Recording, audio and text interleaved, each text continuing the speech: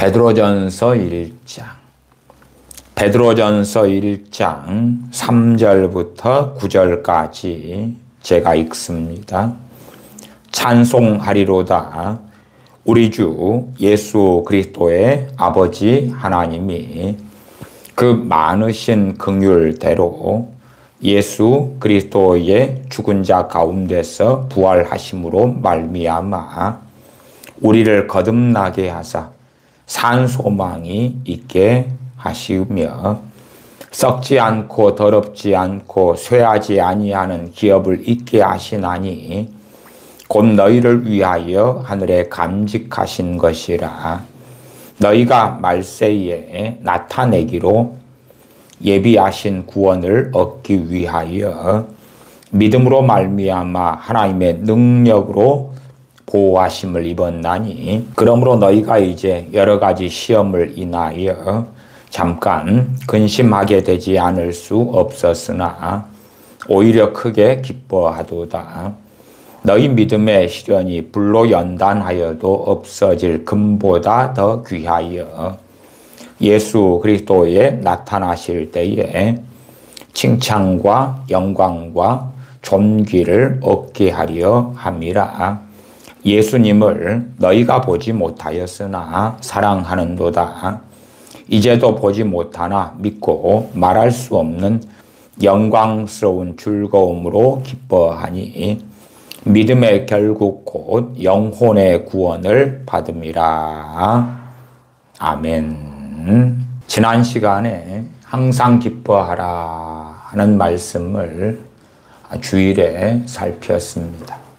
항상 기뻐하라. 데살로니가 전서 5장 16절.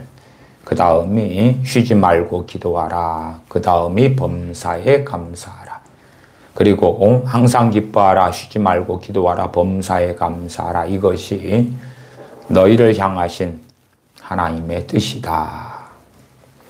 항상 기뻐하라는 말씀을 가지고 좀 더 살펴보려고 합니다. 항상 기뻐하라. 참으로 쉽지 않고 어려운 일이 될 것입니다. 또한 말씀을 우리가 피상적으로 보는 사람들에게는 훨씬 더 어려운 말씀이 되고, 한 걸음 나아가서 하나님의 말씀의 진리가 마음에, 심령에, 신비에 새겨지지 않은 사람들일수록 더 말씀에 순종하는 것은 어렵고 심지어는 불가능할 수도 있다. 그렇게 말씀을 드립니다. 성경에서 항상 혹은 쉬지 말고 범사의 모든 일에 기뻐하라, 기도하라, 감사하라 하는 것은 우리 현대적 시간의 관점으로 24시간 매 초마다 매 분마다 그런 의미는 아닙니다. 마찬가지로 성경 66권에 많은 명령이 있습니다. 때로는 로마서 11장의 말씀처럼 두려워해라. 하나님을 두려워해라. 하나님을 두려워해라. 하나님을 경외해라 하는 말씀은 신구약 성경에 많이 있습니다. 두려워하는 것. 그러나 세상의 어떤 일들에 대하여 두려워함이 아니라 전능하신 하나님을 경외하기 때문에, 사랑하기 때문에 가지는 경건으로서의 두려움. 그 두려움과 기뻐하는 것은 당연히 다르지요. 달라요. 나아가서 하나님의 뜻대로 하는 근심에 대한 이야기가 고린도후서 7장에 나와 있기도 합니다. 하나님의 뜻대로 하는 근심. 그것과 기뻐하는 것은 다르지요. 그러니까 어떨 때는 우리가 말씀 그대로 회개하라. 회개해야 될 때가 있고, 하나님의 뜻대로 하는 근심을 가져야 될 때도 있고, 탄식해야 될 때도 있고, 또한 우는 자들과 함께 울어야 될 때가 있고, 즐거워하는 자들과 함께 즐거워해야 할 때가 있고, 그리고 간구해야 될 때, 부르짖어야 될 때, 또한 휴식을 취할 때, 평안할 때, 그런 것들이 다양하게 있다는 것을 압니다. 그렇기 때문에 항상 기뻐하라 이런 말씀을 알 때도 들을 때도 성경 전체의 맥락과 문맥을 생각해 보셔야 됩니다. 그렇지.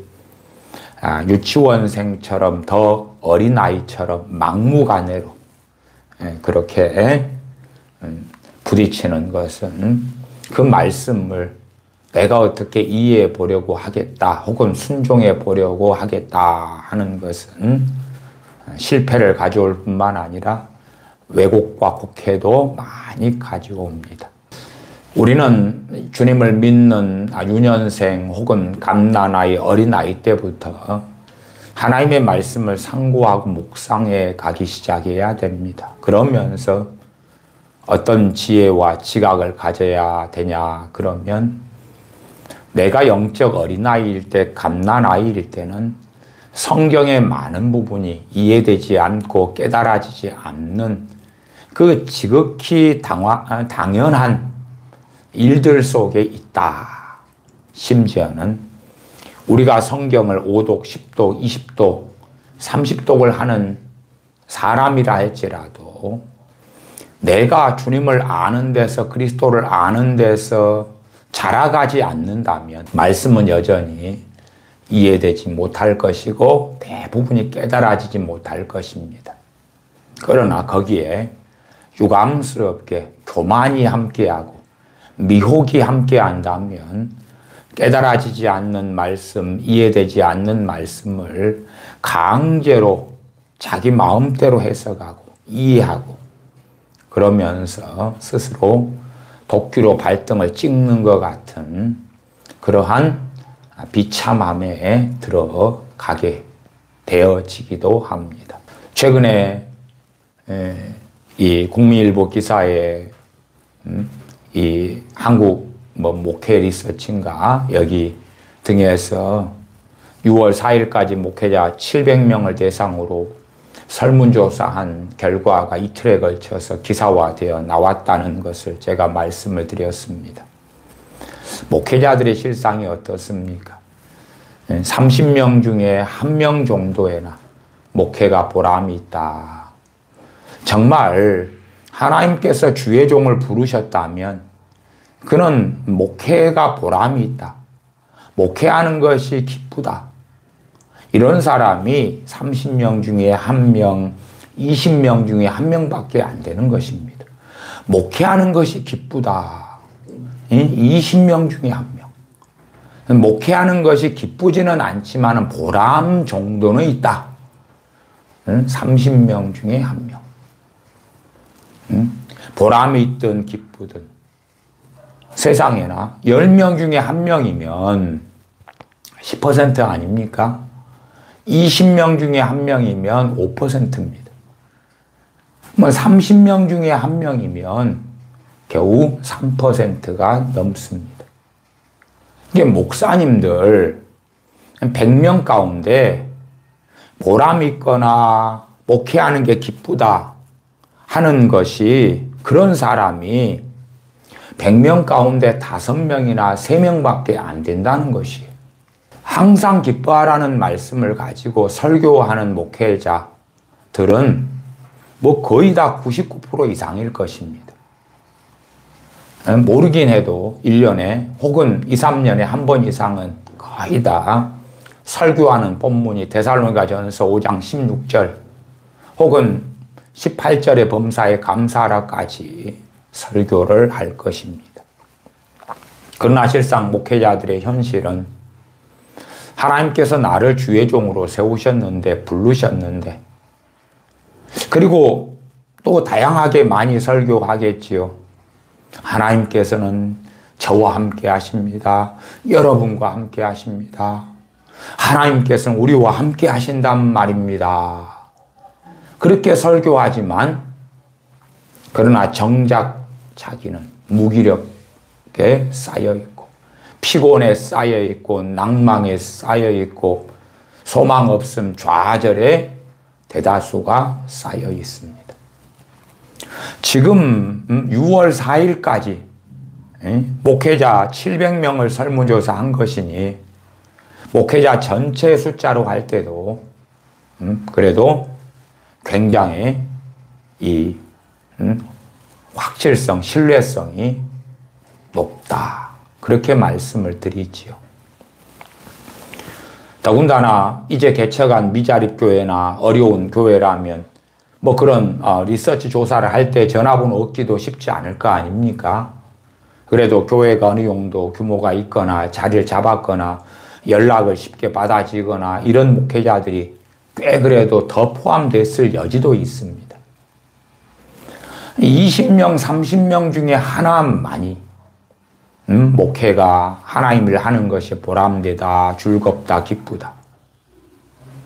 그것이 현실이다 그 말이에요. 그것이 현실이다. 목회자들이 얼마나 성경을 많이 읽고 설교 준비를 하고 성경을 연구합니까? 그러면 최소한 항상 기뻐하라는 하나님의 말씀을 안다. 그러나 나는 따르지 않고 순종하지 않겠다.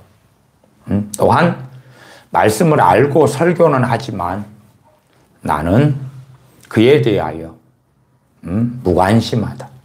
나는 교인들은 지키라고 하지만 그렇게 살라고 하지만 나는 멸시하겠다. 나는 신경 쓰지 않겠다. 한 걸음 나아가서 제가 큐티에 참 잘못되고 위험한 미혹으로 가는 것들도 많이 말씀드렸어요. 내가 영적인 초년생이나 어린아이라면 말씀을 많이 읽고 묵상해도 깨달아지고 알아지고 믿어지는 말씀이 적어요. 그러니까 영적인 유년기나 어린아이는 상대적으로 성경을 많이 읽어야 될 거예요. 많이 읽어야 돼. 참 이해되지 않는 이야기일지 몰라도 곰곰이 생각해 보세요. 많이 읽어야 돼. 그래야지 많이 읽는 중에 깨달아지고 믿어지는 말씀이 있다 그 말이에요. 과거에 20세기 최고의 설교자라고 인정받는 마틴 로이 존스 목사님이 있어요. 그런 목사님은요, 성경 한 구절을 가지고 성경 66권에 대한 설교를 전체로 할 정도로 그런 탁월성을 가진 하나님의 종이에요. 무슨 말이냐 그러면 성경 한 절을 가지고 설교를 10번도 하고 20번도 하고 30번도 해요. 그 다음에 성경 그 한 절이 성경 66권과 전체로 또한 전반적인 주제와 연결을 시킬 정도의 그러한 말씀의 풍성한 이 깨달음과 주님을 알미 있었다 그 말이에요. 그렇기 때문에 성경 한 절만 가지고 그 탁월한 주의 종이 설교할 때에 우리는 단지 한 절만이 아니라 그 말씀 한 구절이 어떻게 창세기와 출애굽기와 신명기와 시편과 잠언과 이사야와 욥기와 베드로전서와 후서와 마태복음과 로마서와 갈라디아서와 히브리서로 연결되는지를 보면서 단지 한 절에 대한 설교가 아니라 성경 전체에 대한 설교를 출발점인 성경 구절 한 절을 통해서 듣거나 혹은 설교집을 통해 읽거나 상고할 수 있게 되는 거예요.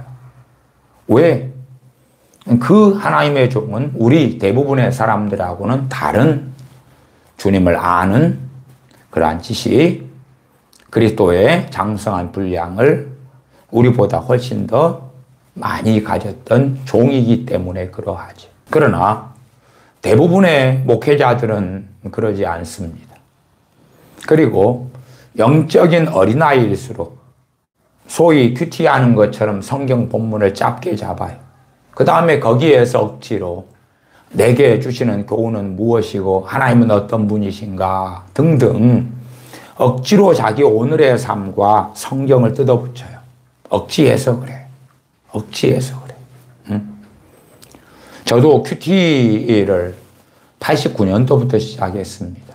그래서 큐티를 손에 그래도 놓지 않고 붙잡고 살았던 때까지가 2000년 초반까지니까요.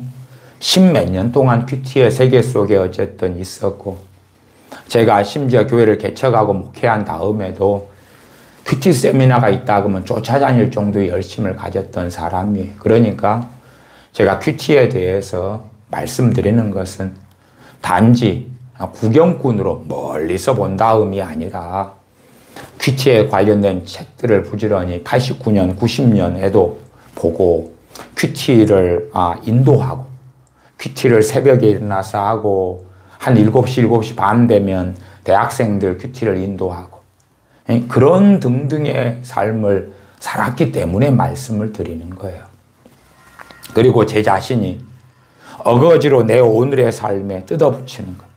더군다나 제가 큐티 쉐어링 인도를 할 때 되면 제가 큐티를 인도하는 사람으로서 제가 먼저 샘플이 되어서 본보기가 되어서 나는 오늘 본문을 가지고 어떻게 큐티를 했노라고 어떻게 이 말씀이 오늘 내게 어떤 교훈으로 어떤 하나님의 뜻을 내게 주신 말씀인 줄을 내가 이렇게 깨달았노라고 먼저 보여줘야 되니까.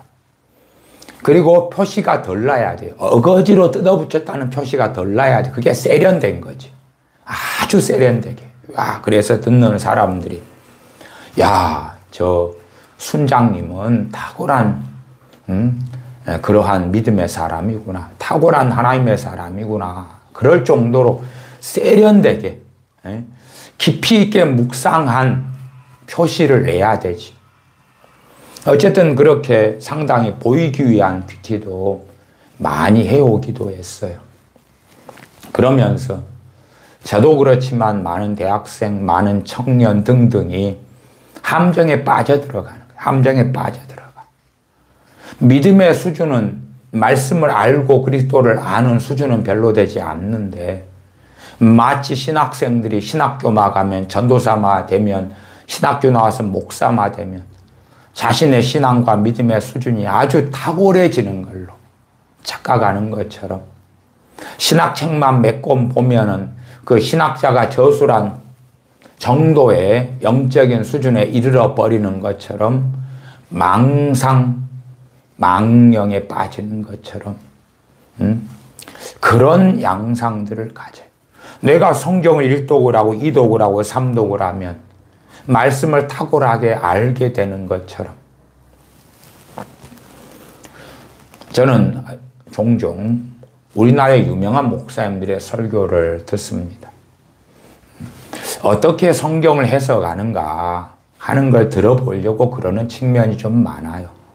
또한 그 유명한 목사님들의 설교와 가르침들이 대한민국의 우리 크리스천들의 전반적인 이해와 믿음과 걷는 길과 직결되기 때문에 나아가서 대형교회, 초대형교회 목사님들이 가리키는 것은 수요와 공급 법칙에 의하여 그들이 가리키기 때문에 그 가리킴의 사람들이 대한민국 교인들이 되고 반대로 대한민국 교인들이 그러한 메시지를 원하기 때문에 그러한 교회에 출석하고 참여하니까 그 교회가 대형교회가 되고 초대형교회가 되고 그 교회 목사님이 베스트셀러 작가가 되고 그러한 메시지를 전하는 책을 써내니까 대한민국 교인들의 마음과 맞아요. 그래서 구해보고 베스트셀러, 스테디셀러가 된다 그 말이에요. 그렇기 때문에 그 설교 내용이 옳고 그르고의 문제가 아니라 시대상의 세태가 어떻게 되는가. 그러면 우리나라 유명한 어느 60대 이제 후반이 벌써 접어드는 유명한 붕사면서 방송인이고 그런 목사님이 나는 성경을 100독을 넘게 했다 그러면서 정말 이단 사이비 같은 성경 해석을 합니다. 그러한 설교 내용을 제가 읽어드리면 구원에 대해서도 뭐 싸가지 있으면 구원받고 싸가지 없으면 지옥에 가고 구원받지 못한다 등등 말도 안 되는 미치광이 소리를 합니다. 그런 것이 아니에요. 그러면 자기는 외쳐요. 나는 성경 100독 넘게 했기 때문에. 좀 말을 제가 바꾸면 나는 성경을 100독 이상 한 사람으로 분명히 성경에서 믿음으로 구원받는 것이 아니라 싸가지를 가져야지 구원받는다고 나는 발견했고 보았노라. 그런데 너희들은 내가 틀렸다고 하니, 내가 틀렸다고 말하려면 나처럼 성경 100독을 넘게 한 다음에서야 내 잘못을 지적해라. 나는 성경을 100독 넘게 하면서 싸가지 있는 사람은 구원받고 싸가지 없는 사람은 지옥에 간다는 진리를 깨달았노라. 그러는 거거든요. 그러면 그런 유명한 목사님이 성경을 100독 넘게 했다는 그런 주장을 하고 그것이 저는 상당히 사실에 기반한 거라고 생각하긴 합니다만은, 그러나 성경을 100독 넘게 한 것이 무슨 가치가 있습니까? 오히려 그 교만을 통하여 어리석고 미혹에 빠져버리는 것이지요. 마틴 로이 존스 같은 목사님이야 성경 한 절만 보더라도 성경 66권 전체가 조망하여 보이지만, 우리가 영적으로 어릴수록 성경을 한 장 읽어도 심지어 깨닫는 것도 별로 없고 은혜 받는 것도 별로 없고 더 많이. 그러나 말씀이 깊어질수록 전체가 조망돼 가기 시작하겠죠. 그러면 항상 기뻐하라 그렇게 말씀을 읽을 때에 야 1분 1초라도 빠짐없이 기뻐하라 그런 건 아니라는 걸 알죠. 어떨 때는 근심해야 되고 어떨 때는 부르짖어야 되고 어떨 때는 휴식을 취해야 되고 어떨 때 쉼을 얻어야 될 때 안식해야 될 때에 어떨 때 기뻐해야 될 때 때로 슬퍼해야 될 때 주님께서 십자가의 길 골고다 언덕을 걸어가시는데 많은 여자들이 따르며 울고 통곡했습니다. 그때에 주님께서는 너희 자녀들로 인하여 울고 통곡해라 말씀하시지요. 그때는 주님께서 항상 기뻐해라 그러시지는 않지요. 그런 것처럼 범사에 때가 있고 기한이 있다 하는 전도서 3장의 말씀도 우리가 기억해 볼 수 있습니다. 그러면서도 항상 기뻐하는 것이 어떤 말씀인가? 어떻게 순종하고 따를 수 있을 것인가? 그 말씀을 심령 안에 신비에 새겨 놓아야 하지요. 주일날 잠언 17장 22절을 가지고도 말씀을 함께 살펴보았습니다. 잠언 17장 22절은 마음의 즐거움은 양약이라도 심령의 근심은 뼈로 마르게 하느니라. 마음의 즐거움은 양약이다. 다른 번역으로 하면 병을 치료한다, 병을 낫게 한다. 그래서 웃음 치료에 아버지가 거기에서 나오기도 했다. 이러한 자료를 읽어드리기도 했습니다. 마음의 즐거움을 갖는 것, 마음의 기쁨을 갖는 것. 그것이 양약이다. 좋은 약이 된다. 혹은 병을 낫게 한다. 고친다. 건강케 한다. 치료한다.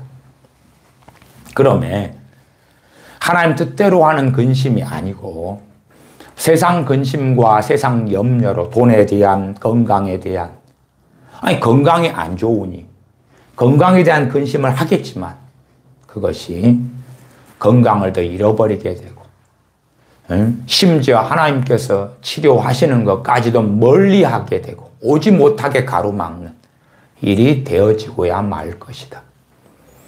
건강이 안 좋으니 건강에 대하여 근심하고 염려하는 것 당연한 상식처럼 보이나 우리 그리스도인들이 걷는 길은 그렇지 아니하다. 그렇기 때문에 건강이 안 좋은 이도 생사화복을 건강을 주께 맡겨야 한다. 우리를 위하여 그 아들을 주신 전능하신 아버지께 맡겨야 한다. 우리를 위하여 생명을 주신 우리 주 예수 그리스도께 우리의 건강을 맡겨드려야 한다. 우리의 육신을, 우리의 몸을, 나아가 우리의 영혼을 의탁하고 의뢰해야 한다. 마음의 즐거움은 양약이라도 심령의 근심은 뼈로 마르게 하느니라. 그리스도인이 근심을 가지고 가지면 그는 뼈로 마르게 한다는 건 뭡니까? 골수가 마르고 이 사람 몸에 얼마나 핵심이 되는 근간이 뼈, 그 다음 뼈 속에 있는 골수고, 그러한 것을 의학이 발달함에 따라 우리는 훨씬 깊이 많이 알죠. 건강을 잃어버리는 것이. 근심으로 가득 찬 사람이 왜 나는 주님 건강케 해달라고 기도했는데 건강치 않습니까? 그렇게 한다면 스스로 속이고 거짓말 하는 분으로 하나님 아버지를 만드는 사람이다. 여러분이 근심이 여러분의 삶의 특징이라면 여러분은 건강을 가지고 사는 사람은 될 수 없습니다. 근심이 여러분의 심령에 가득 차 있다면, 물론 근심이 많은 사람은 변명할 것이 많겠죠.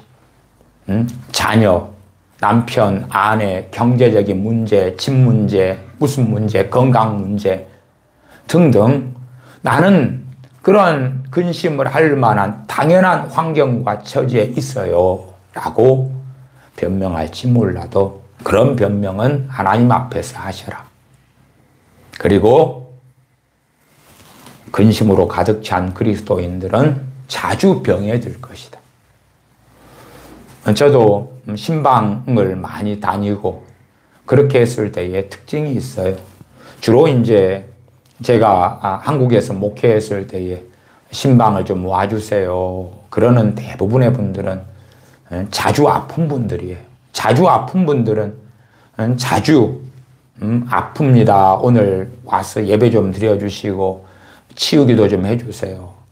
물론 가서 예배 드리고 치유기도 하면 대부분 저와 이봉 교사님이 함께해서 말씀을 전하고 치유기도를 하니까요. 또 마귀 역사가 있으면 축사를 하니까 좋아집니다. 좋아져요. 근데 한 달 지나면 또 아프다 그래요. 한 3주 지나면 또 아프다 그래요. 한 2달 지나면 또 아프다 그래요. 그러면 또 가야 돼. 그리고 다시 예배 드리고 기도하고 그러면 좋아집니다. 그러나 특징이 대부분 뻔합니다.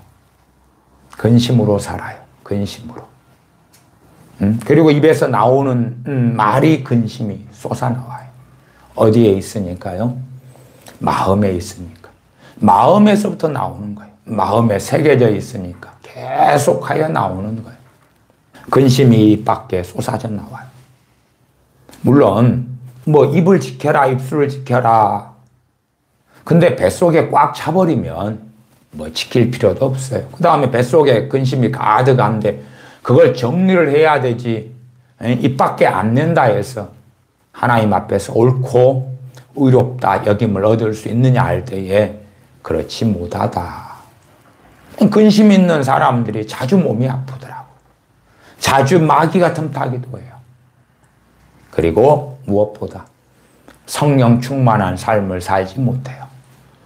주님과 동행하는 주님의 은혜 속에서 기쁨을 누리고 살지 못하더라. 살지 못하더라. 자주 근심 때문에 몸이 아파서 마귀가 자주 역사하고 그러기도 합니다. 그러면 권면하죠. 근심을 주께 염려를 맡기셔야 됩니다. 그러면 이 반항심이 교우들에게서 일어나요. 반항심이. A 권사님은 막 기분이 나쁘고 언짢아요. 왜요? 목사님은 내 처지를 이해하지 못합니다. 목사님은 내 처한 이 상황을 이해하지 못해요. 알지 못해요. 내가 근심해서 입 밖에 근심이 나오면 권사님 힘드시겠어요. 집사님 힘드시겠어요. 어쩌면 좋아요. 같이 연민도 해주고 아이고 그러시구나 같이 근심도 해주고 그러셔야지. 하지 말라니. 사랑이 없어요. 그러면 안 돼요.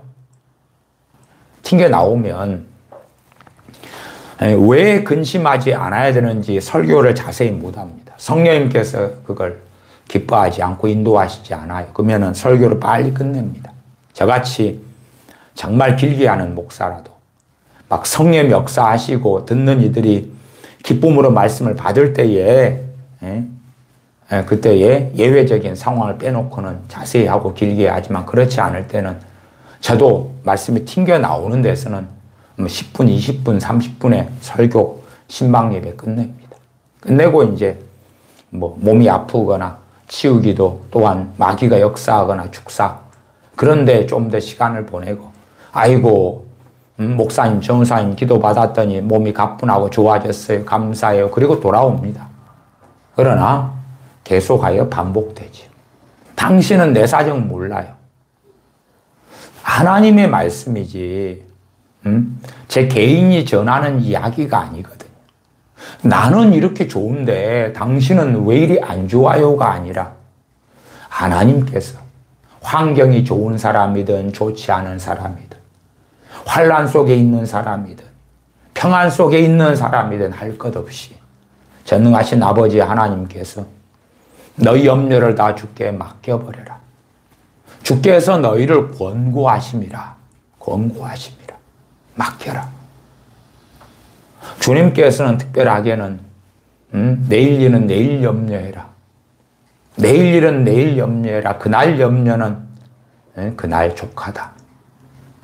내일 일은 내일 염려해라. 그러나 우리는 5년 뒤, 10년 뒤, 30년 뒤도 염려하죠. 지식과 정보가 많으니까 내가 지금 누리는 것과 타인이 누리는 것, 대기업 다니는 사람이 누리는 것, 전 세계 복지국가 사람들이 누리는 것, 전 세계 우리보다 잘난 나라, 국가, 민족들이 누리는 것이 부럽기도 하겠죠. 인스타그램 통하여 내 친구들이 나보다 더 많이 누리는 것을 보기도 하는 것이 매일의 일상이 되기도 합니다. 그래서 더 슬퍼하고 더 낙심하고 더 좌절하고 그러기도 하겠죠. 아무 여차여차한 이유로 대한민국 목회자들의 30명에 하나, 20명에 하나, 나머지 30명에 29명, 20명에 19명은 목회가 보람되지도 않고 목회가 즐겁지도 기쁘지도 않는 삶을 30명 중에 29명, 20명 중에 19명은 그렇게 산다 그 말이에요. 예배 인도하는 것도 얼마나 괴롭겠습니까? 그게 목회의 핵심이죠. 설교하는 건 목회의 핵심 아닙니까? 얼마나 괴롭겠습니까?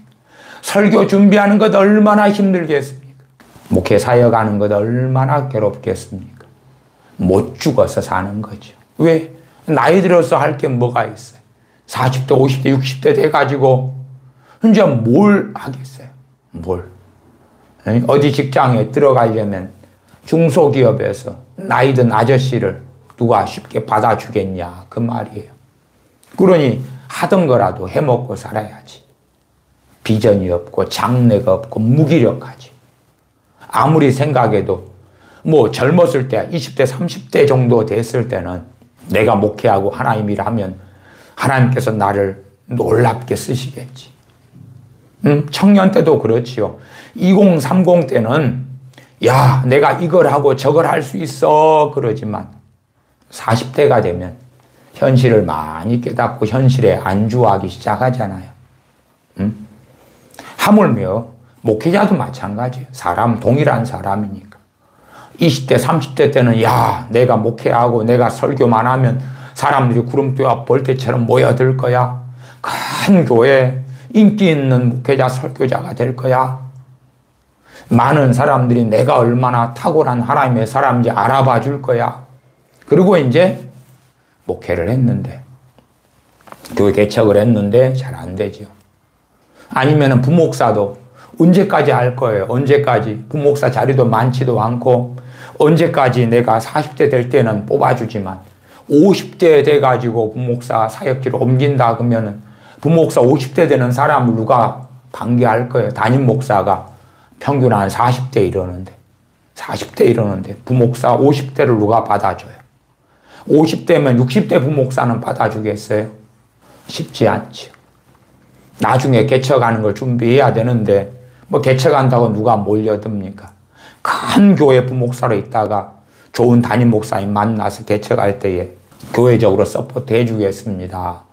그런 극소수의 경우를 빼놓고는 쉽지 않고 아주 어렵죠.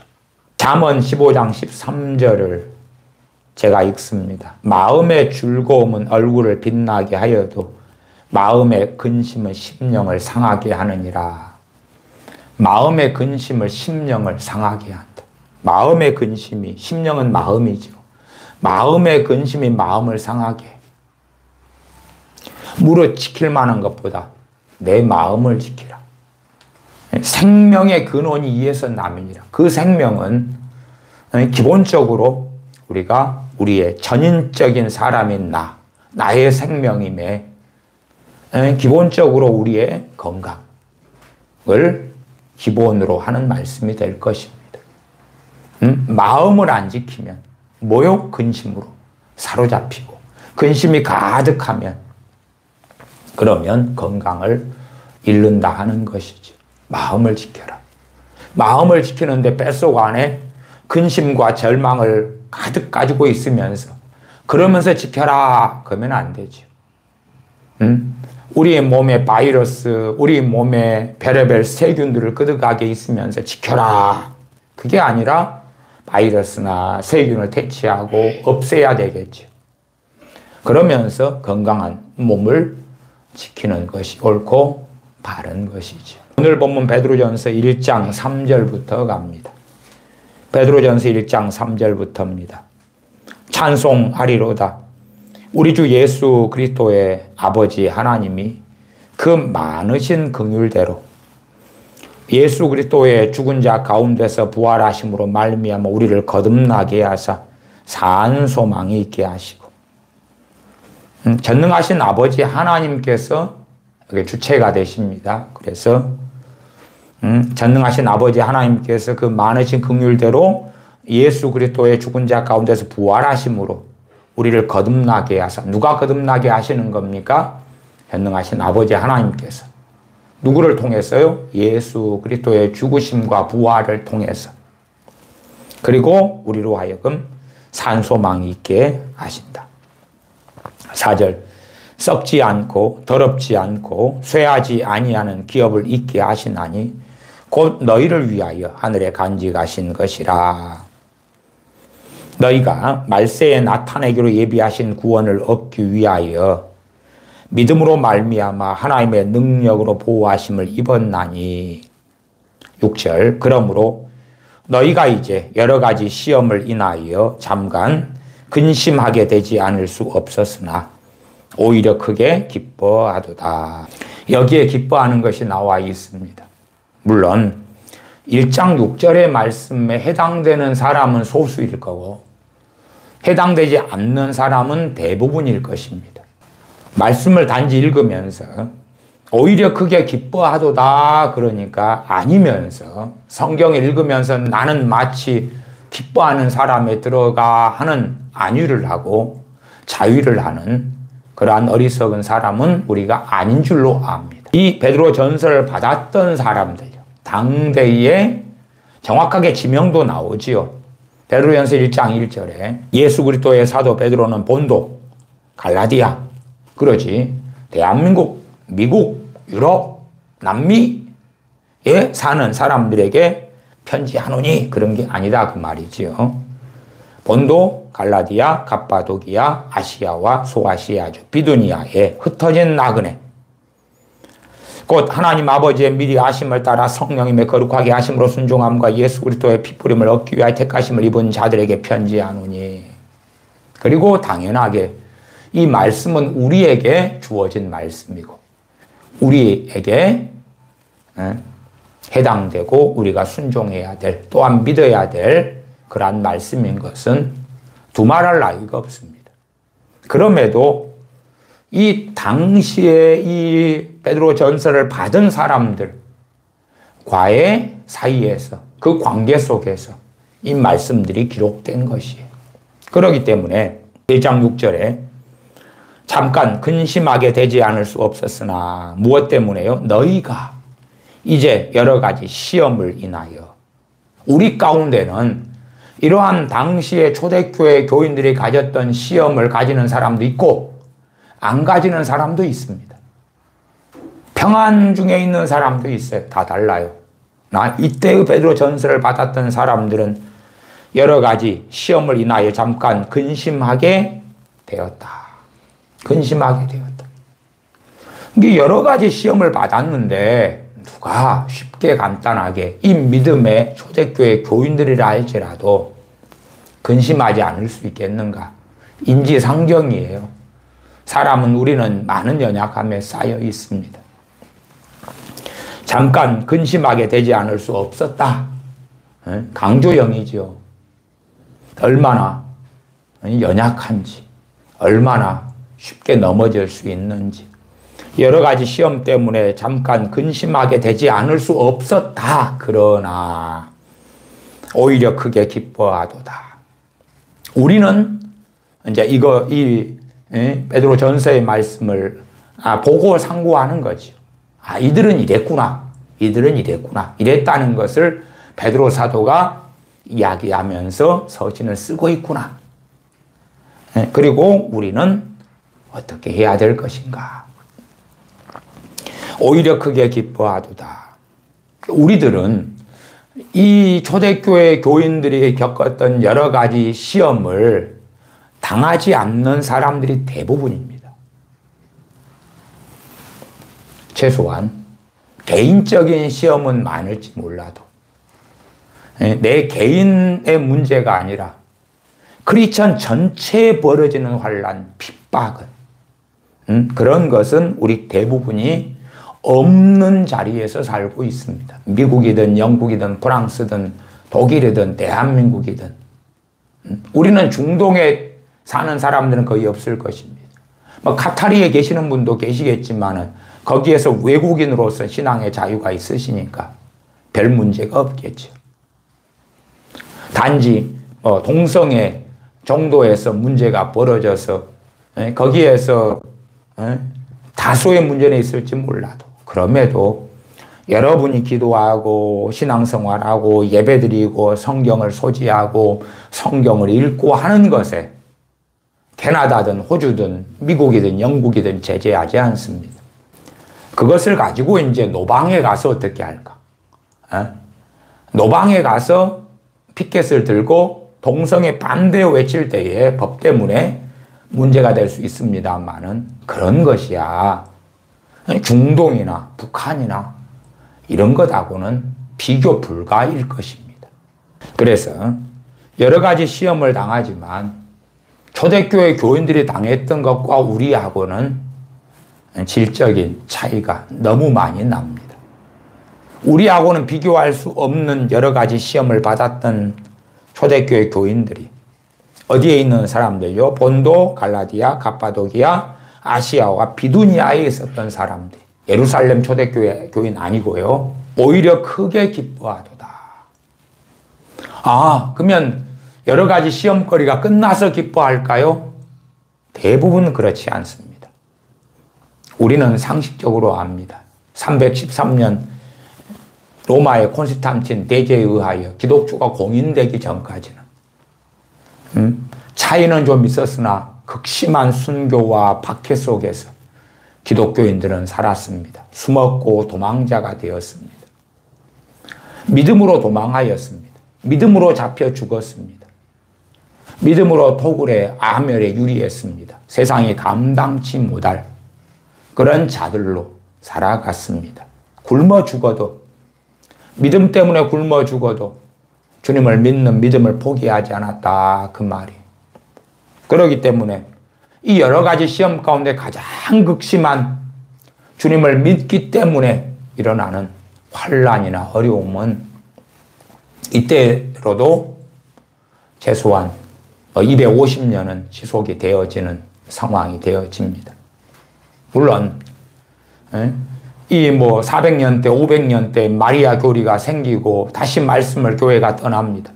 그 다음에 중세 시대 때는 어땠습니까? 암흑기 속에 들어갔고 종교개혁기라 해도 소수의 말씀대로 사는 종교개혁 속에 있는 사람들과 다수의 천주교 로마 가톨릭 핍박하고 죽이고 도망가고 루터 같은 하나님의 사람이 도망자로 살고 존 칼빈 같은 하나님의 사람이 도망하고 그러다가 제네바에 머물러서 종교 개혁의 거점 도시로 제네바를 만드는 데 쓰임받고 했죠. 자기 나라는 프랑스인데 떠났단 말이에요. 떠날 수밖에 없었어요. 그래서 자기 나라로 돌아가지 못하고 제네바에 머물게 되었죠. 어떨 때는 독일의 스트라스부르크에 가서 사역하고 목회할 때도 있었고요.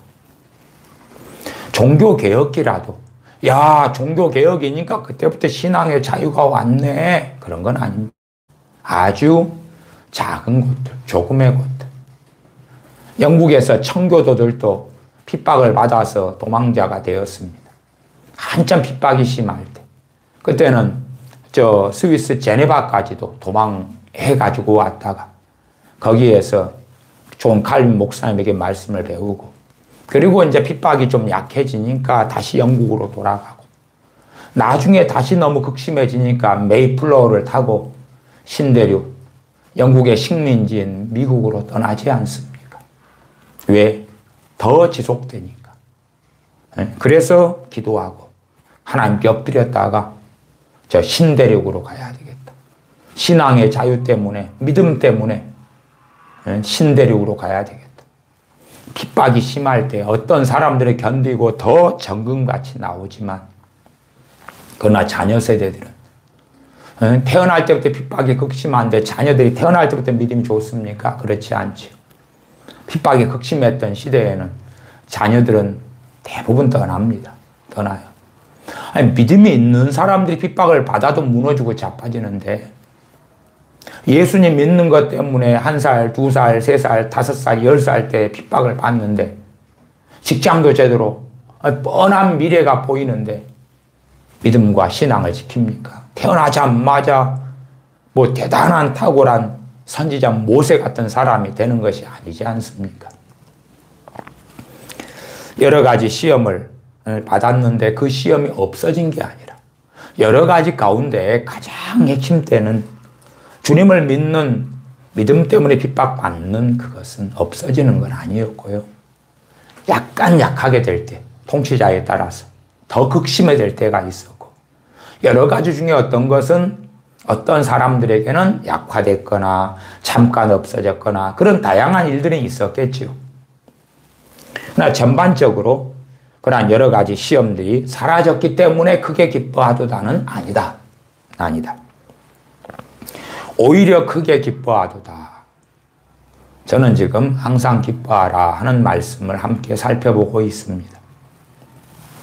그러면 왜 기뻐하는가? 이유를 발견하는 것이 1장 7절입니다. 너희 믿음의 시련이, 이게 믿음의 시련이다. 내가 보증을 잘못 써가지고, 내가 주식에 투자를 잘못해가지고, 내가 저 아파트를 사고 싶은데 지금이 아니면 아파트를 살 수가 없어. 그래 영끌해가지고 빚내가지고 아파트를 샀더니 아파트 값이 떨어져 버리고 있어. 그건 믿음의 시련이 아닙니다. 믿음의 시련이 아닙니다. 그건 우리의 어리석음, 우리의 지혜 없음, 욕심, 탐욕, 돈을 사랑함 등등에서 벌어지는 많은 일들입니다.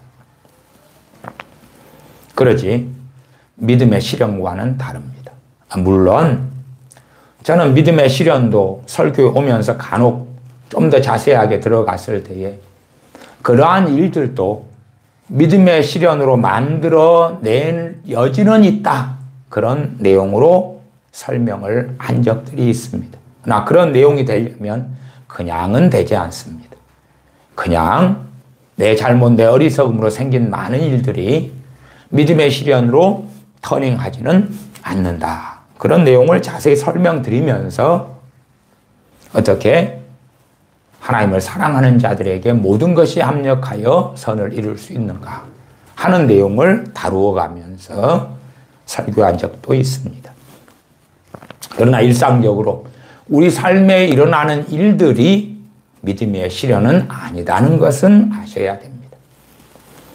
너희 믿음의 시련이 불로 연단하여도 없어질 금보다 더 귀하여 예수 그리스도에 나타나실 때에 칭찬과 영광과 존귀를 얻게 하려 함이라. 이 여러 가지 시험과 그것을 믿음 가운데 견뎌내는 것이 믿음의 실현이다. 무엇보다도 핵심은 주님을 믿는 것 때문에 유리해야 되고, 고향을 떠나야 되고, 재산을 빼앗겨야 되고, 감옥에 앞에 들어가야 되고, 나든지 내 가족이든지 죽임을 당해야 되고, 그런 것들 속에 있는 초대교회 교인들. 그 믿음의 시련이 불로 연단하여도 없어질 금보다 더 귀하다. 금보다 더 귀하다. 그래서 예수 그리스도에 나타나실 때 칭찬과 영광과 존귀를 얻게 하려 함이라. 그러기 때문에 크게 기뻐하도다. 크게 기뻐하도다. 우리는 많은 기뻐하는 것들이 있습니다. 가만히 있어도 내가 사모하는 것들이 이루어지고 원해지면 기뻐하게 됩니다. 아이돌을 좋아하는 그런 친구들이라고 합시다.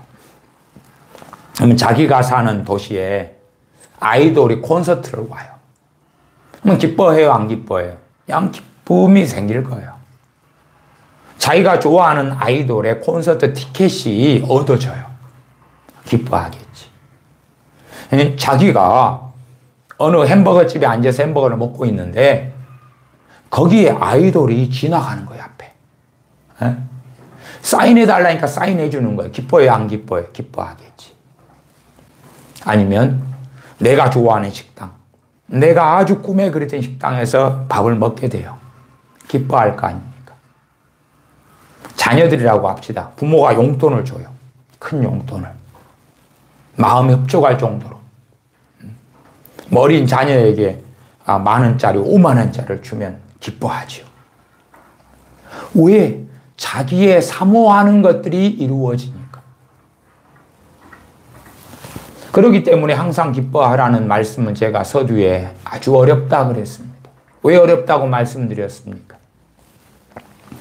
하나님께서 말씀하신 것들이 내 신비에 있고 마음에 있고 사모하는 것이라면, 하나님의 말씀이 내 안에 많이 있다면 하나님의 말씀에 따라서 기뻐할 것이 많이 생길 터인데, 그렇지 않으면 내 마음에 있는 것들이 진리에 기반한 것이 아니고 세상 사람과 차이가 없다면 언제 기뻐할 일이 생기겠습니까? 세상 사람하고 똑같이 내 마음에 원하고 기뻐하는 것을 얻게 될 때, 가지게 될 때, 소유하게 될 때, 누리게 될 때, 선물 받을 때 등등에서만 기뻐하게 될 것입니다. 요즘 젊은 친구들 일본 얼마나 좋아합니까? 일본 여행 너무 좋아합니다. 그러면 일본에 여행을 가게 됐어요. 일본 여행을 너무 좋아하고 일본 음식을 너무 좋아하는 젊은 친구가 일본에 여행을 가게 됐어요. 기뻐해요, 안 기뻐해요? 기뻐해요. 너무 기뻐해요. 제 어릴 때에 어른들은 그 온천을 굉장히 좋아했습니다. 뭐 무주, 뭐 구천동 무슨 온천, 그래서 그것을 그분들은 물 마시러 간다 그러고 개 모임으로 해가지고 온천 다니고 막 그러더라고. 옛날 80년대, 70년대도. 그러면은 그 마음에 온천에 가서 뜨뜻한 물에 그냥 지지는 거, 그걸 소원하고 가니까 너무 좋은 거라. 사실은 저는 교우들과 함께 있으면서 건강상해나 또한 때때로 성령 인도하심 때문에 등산을 많이 다니곤 했습니다만은, 저는 사실은 제 개인적인 호불호상에서는 등산을 그렇게 좋아하지는 않습니다. 왜냐하면 내려올 걸 왜 올라가냐 그 말이. 비싼 밥 먹고 왜 칼로리를 거기에 소모하냐 그 말이. 그러나 어떤 사람들은 이제 설악산 너무 좋아. 너무 좋은데 5년, 10년, 20년째 못 가고 있으면 그러면 슬프겠죠. 근데 너무 좋아하는데 설악산을 가요. 기쁘겠잖아요. 기뻐. 자기 마음에 그게 있으니까. 기뻐하는 건 어려운 일은 아니에요.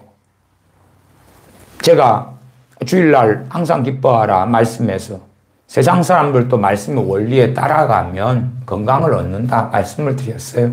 그래서 과거에 우순 박사님, 황수관 박사님이 뭐 웃는 거, 막 웃음 강연하고 전국을 다니셨잖아요. 그 영향력으로 많은 사람이 더 건강해지기도 했다.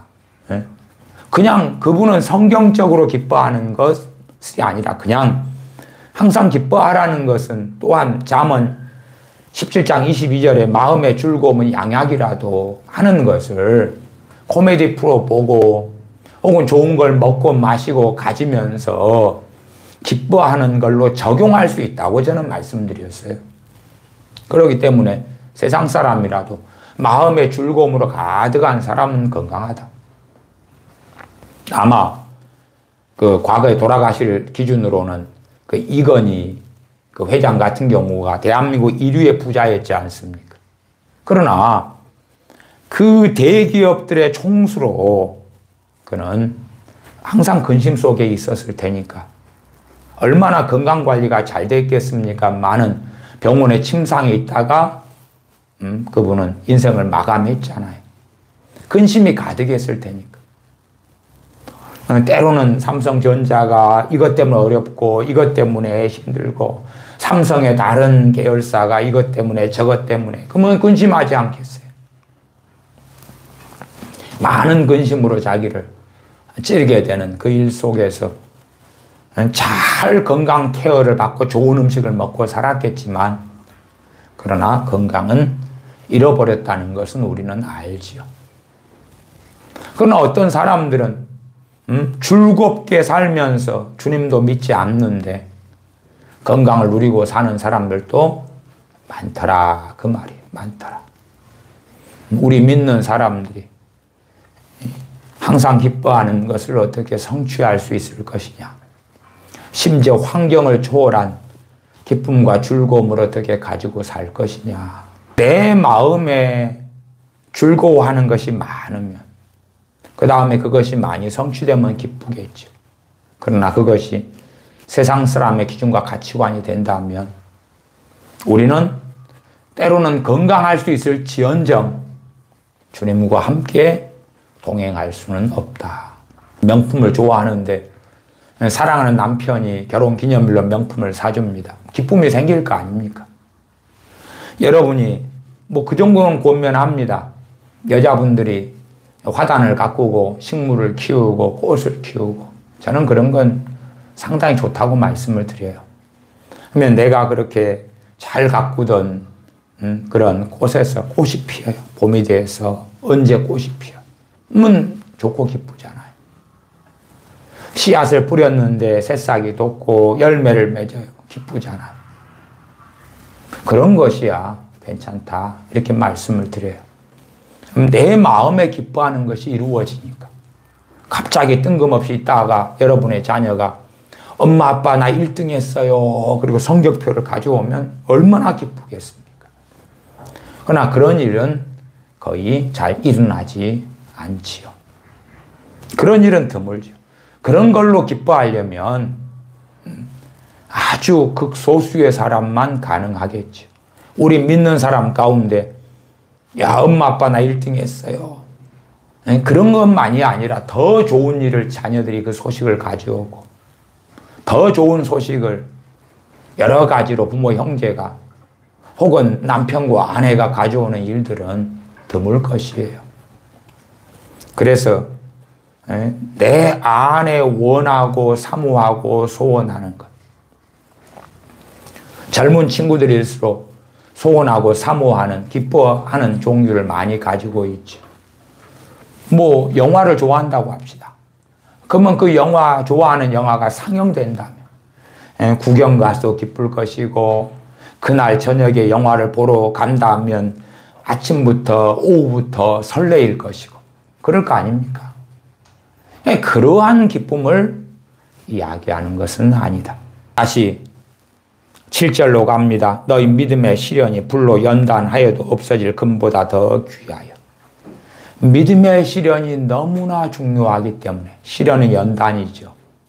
마치 과거의 대장간에서 이런 칼 같은 것을 만들 때 망치질을 하죠. 더 좋은 칼, 저 튼튼한 칼, 담금질하고 망치질하고 다시 물에 넣었다가 다시금 불에 달궜다가 망치질하고 그 다음에 또 한 번 또 접고 다시 망치질하고 달구고 실현연단이죠. 그럴수록 더 좋은 무기가, 더 좋은 칼이, 더 좋은 제품이 나오죠. 그런 것처럼 우리가 그러하다. 우리가 그렇게 믿음의 시련을 바르게 잘 받으면, 그러면 주님 앞에 섰을 때의 칭찬과 영광과 존귀를 더 얻게 된다. 단지 주님 앞에 섰을 때에 많은 사람은 그러죠. 봉사하고 헌금 많이 내고 충성하고 그때에 많은 상급을 받게 된다. 이렇게만 혹은 그 극단으로 가르치고 믿는다면 충분히 어리석어질 수가 있습니다. 여기는 뭘 말씀합니까? 봉사, 충성 그런 게 아니라, 헌신 그런 게 아니라, 물론 주님께의 헌신은 맞겠지만 너희 믿음의 시련이 믿음의 시련으로 어떻게 연단받았느냐에 따라서, 그래서 칭찬과 영광과 존귀가 좌지우지된다 그 말이. 또 최근에도 얼마간 말씀드렸죠. 여자들의 구원에 있어서 해산함으로 구원을 얻으리라. 여자들이 가정에서 자녀를 낳고 돌보고 해산하는 거예요. 애를 낳는 거예요.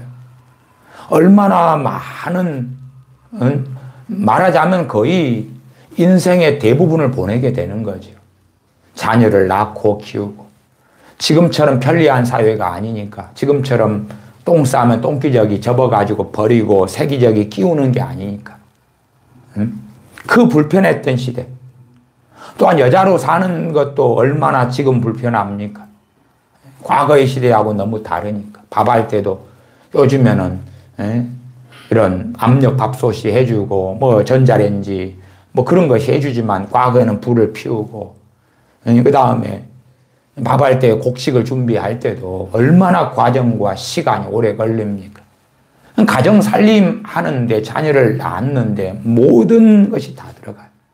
더군다나 그러한 여러 가지 의학적이나 많은 것들이, 정보들이 없는데 뭐 피임하거나 언제 임신하거나 그런 게 어디 있어요.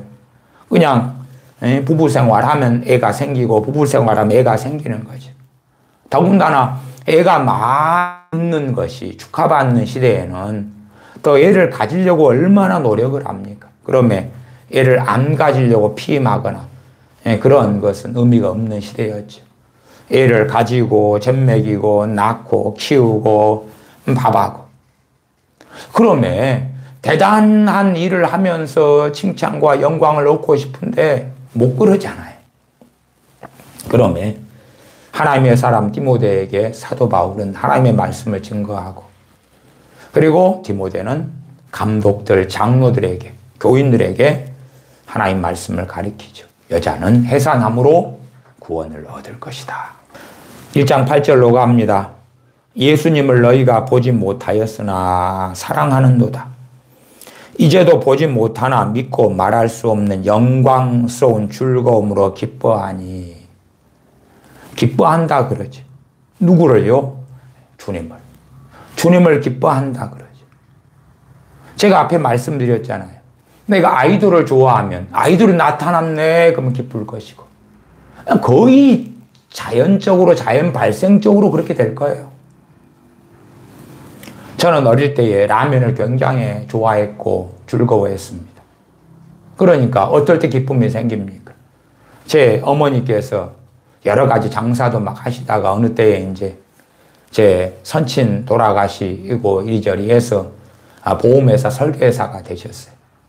그래가지고 설계사가 되셨는데 그 달에 시상을 걸어요. 그래서 계약을 얼마 하는 사람은 라면 한 박스, 당시 한 박스면 라면이 40개가 된 한 박스였습니다. 그 어머니께서 설계사 일을 잘하셔서 계약을 좀 하시는 달에는 그 액수가 어느 이상으로 라면 한 박스 40개짜리를 시상을 줘요. 그러면 이제 어머니께서 이번 달에 라면 한 박스 시상 받았다.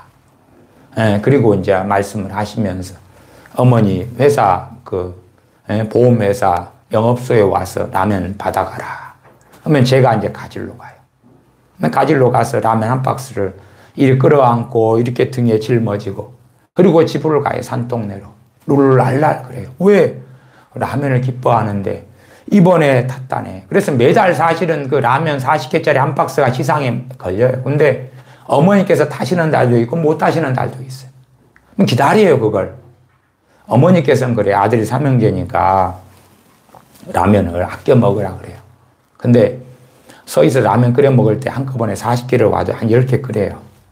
10개 끓여가지고 한 끼로 먹죠. 그 다음에 라면이 들어오면 그 다음 끼니도 또 끓여 먹어요. 그 다음에도 끓여 먹어요. 그러니까 어머니 입장에서는 제발 좀 아껴 먹어라. 한 번 먹고 죽을래? 그러면 아니요. 그냥 실컷 먹고 말래요. 그런 주의거든요. 실컷 먹고 말래요. 그리고 그래도 이제 한 3일이나 5일 만에 라면 40개를 다 먹어요. 그 다음에 다시 기다려요. 또 어머니께서 시상을 또 타시면은 라면을 또 먹으련다. 근데 어느 달이 돼서 어머니, 아이고, 이번에 못 탔어. 그러면 실망하죠, 실망.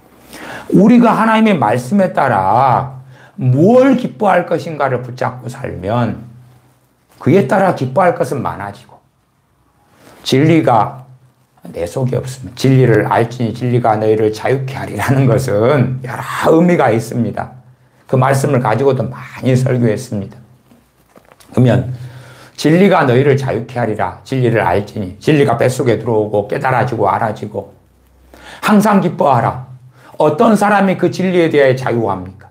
항상 기뻐할 수 있게 되면 기뻐할 수 있게 되면 무엇에 따라? 말씀에 따라.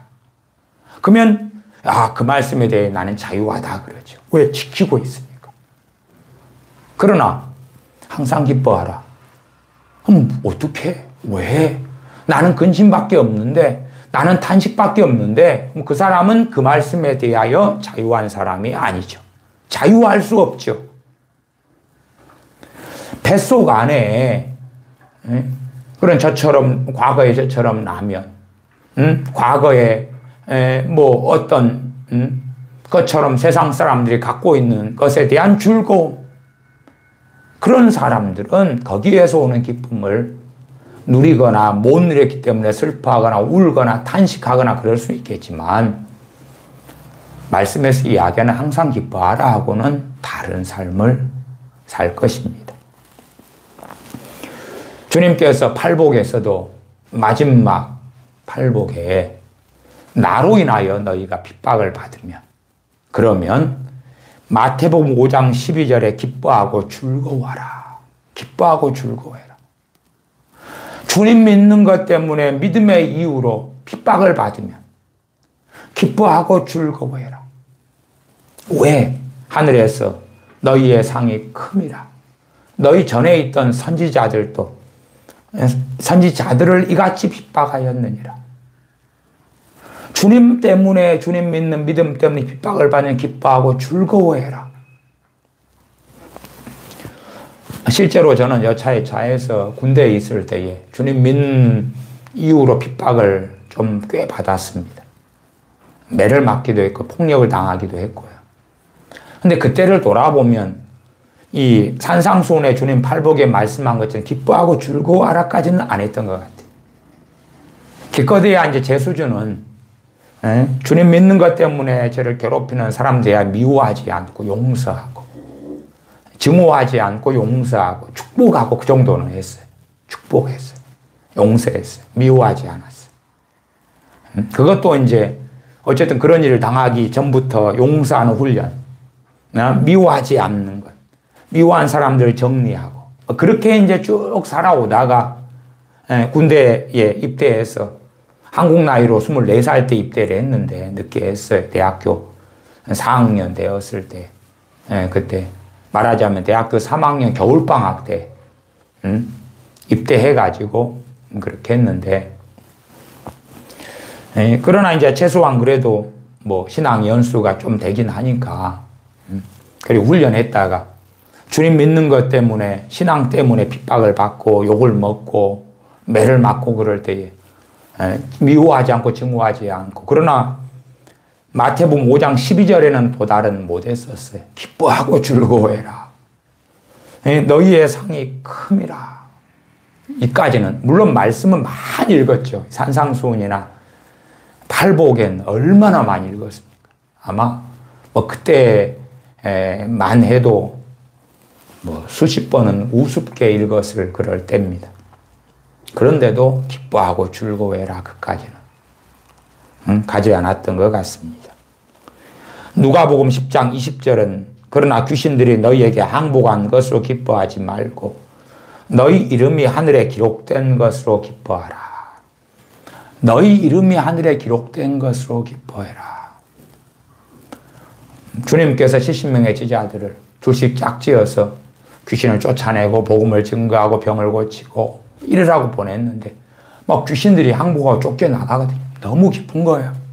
주님께서는 그것으로 기뻐하지 말고 너희 이름이 하늘에 기록된 것으로 기뻐해라. 우리는 외형적인 것, 그런 것으로 기뻐할 때가 많죠.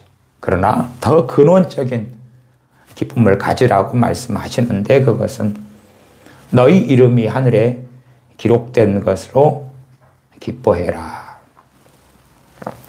잠언 18장 2절은 그런 말씀이 있습니다. 미련한 자는 명철을 기뻐하지 아니하고 자기의 의사를 드러내기만 기뻐하느니라. 거기에서 명철은 공동번역으로는 깨우침을 주는 말. 깨우침을 주는 말의 가장 핵심은 뭐죠? 진리의 말씀이죠. 말씀이 바르게 전해지고 듣게 되고 깨달음을 얻고. 미련한 자는 그 명철을, 여기에 명철은 저는 잠언 18장 2절의 명철의 근거는 하나님의 말씀에 두겠습니다. 미련한 자는, 여기에서 미련한 자도 이스라엘 백성, 선민 이스라엘 가운데 하시는 말씀이에요. 지금으로 따지면 예수님 믿는 사람들 가운데 미련한 자는 그 말이에요. 그렇지. 세상의 불신자들은 미련한 자. 맞긴 맞습니다만은 하나님의 백성을 기준으로 잠언은 기록되어 있습니다. 이제 블레셋, 바벨론, 아수르, 애굽 기준으로 기록된 게 아니고 선민 이스라엘에게 주어진 말씀이 잠언이에요. 미련한 자는 명철을 기뻐하지 아니하고 반대로 명철을 기뻐하지 않는 자가 미련한 자다. 무엇을 기뻐하느냐? 무엇을 기뻐하느냐? 제가 편의적으로 공동번역에 깨우쳐주는 말 이렇게 번역됐는데 일부에 좀 명철을 이해할 수 있는 번역 중에 하나이기 때문에 제가 말씀을 드리기도 했습니다.